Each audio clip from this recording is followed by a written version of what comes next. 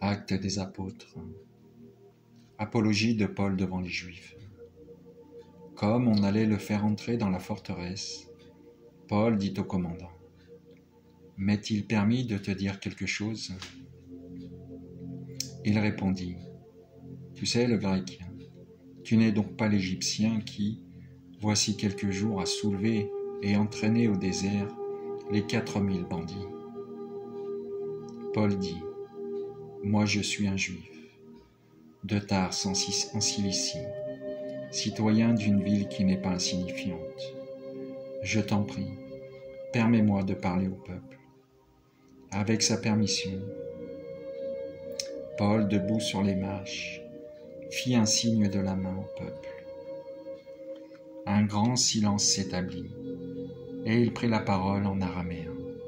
« Frères et pères, écoutez ce que j'ai à vous dire maintenant pour ma défense. »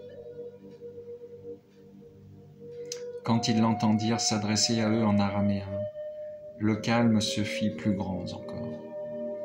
Il leur dit : « Je suis juif, né à Tars, en Cilicie, mais élevé ici dans cette ville, où à l'école de Gamaliel, j'ai reçu une éducation strictement conforme à la loi de nos pères.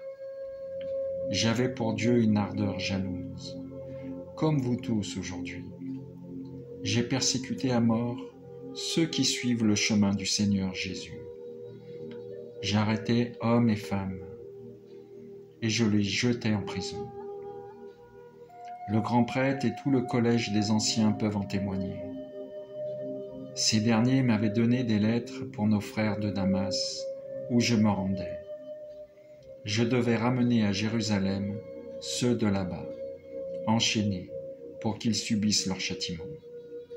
Donc, comme j'étais en route et que j'approchais de Damas, soudain, vers midi, une grande lumière venant du ciel m'enveloppa de sa clarté. Je tombai sur le sol et j'entendis une voix me dire : « Saul, Saul, pourquoi me persécuter ?»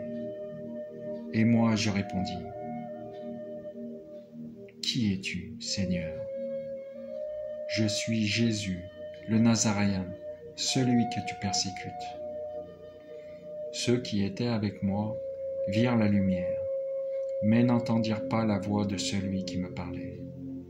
Alors je dis : « Que dois-je faire, Seigneur ? »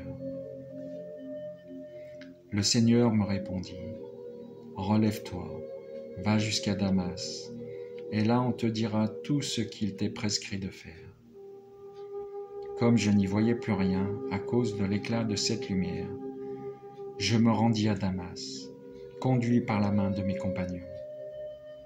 Or, Ananie, un homme religieux selon la loi, à qui tous les Juifs résidant là rendaient un bon témoignage, vint se placer près de moi et me dit : « Saul, mon frère, retrouve la vue. » Et moi, au même instant, je retrouvai la vue, et je le vis.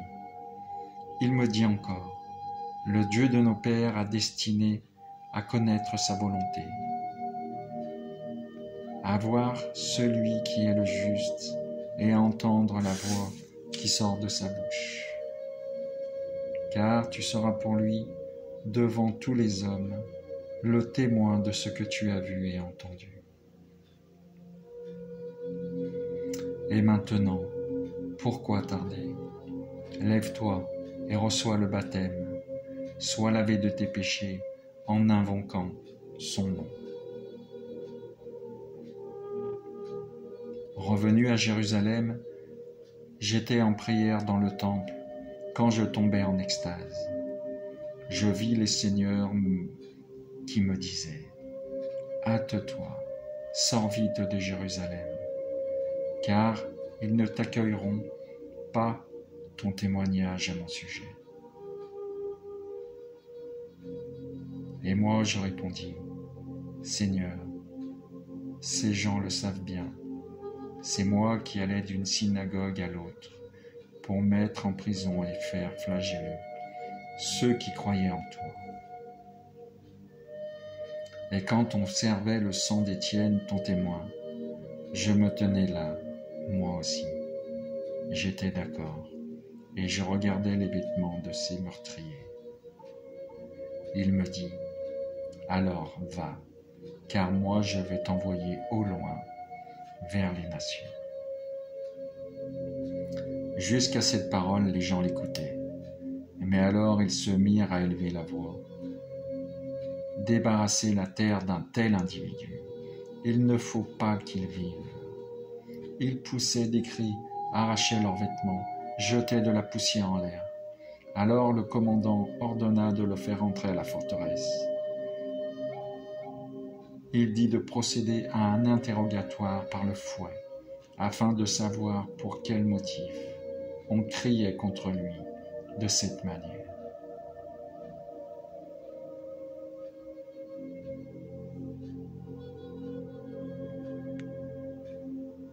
Merci Seigneur, sois béni le Saint-Nom du Seigneur.